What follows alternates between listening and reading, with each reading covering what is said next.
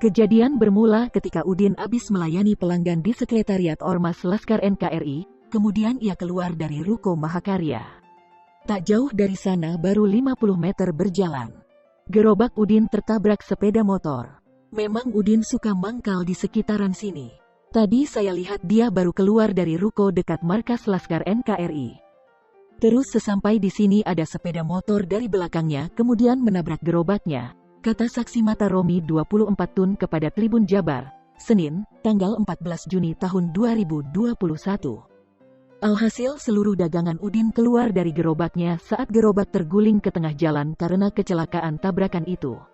Padahal saat itu, Udin baru keluar untuk berjualan keliling. Kalau dari pengakuan pengendara yang menabrak, ia tiba-tiba kepalanya pusing.